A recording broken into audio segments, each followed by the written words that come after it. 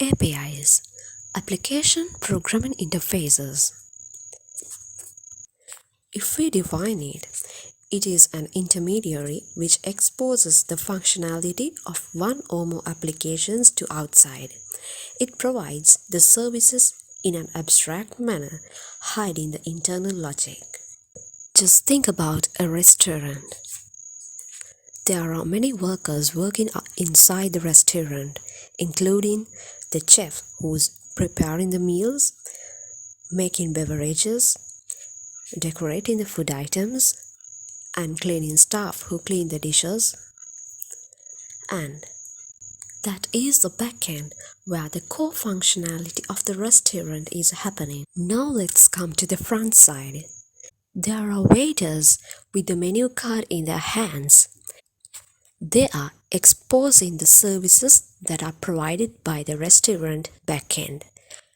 As I mentioned earlier, in the restaurant's backend, there are chefs and cleaners and helpers who are doing the core functionality of the restaurant.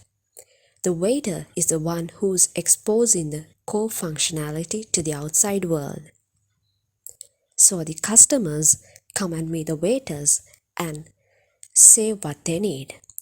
According to that, the waiter provides the corresponding service.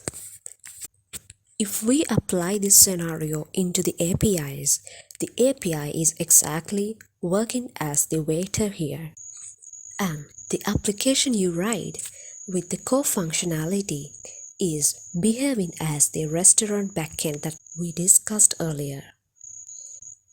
In the restaurant example, the outsiders who consume the service are the customers. In the same manner, in the APIs, the outsiders who consume the service are the client applications, which are getting their job done via the application through API calls. As same as the customers who are coming to the restaurant need not to aware on how the food is prepared, how the food is decorated and so on.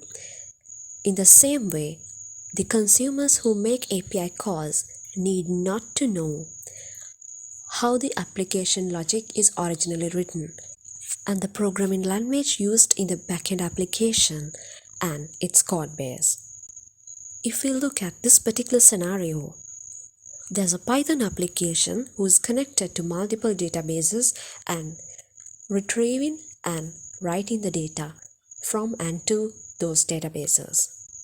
In the middle, we have an API which exposes the services provided by the application, and the end users who need to get their work done through the application can now invoke the API. If we focus on this particular example, there's an application which provides the product details given the product ID, such as the price and product name and so on.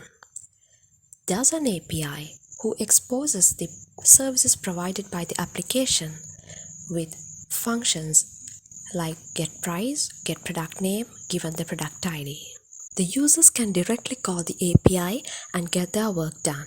For example, if the user needs to know the price of a given product ID, user can invoke the relevant API call with the product ID that he needs to know the price.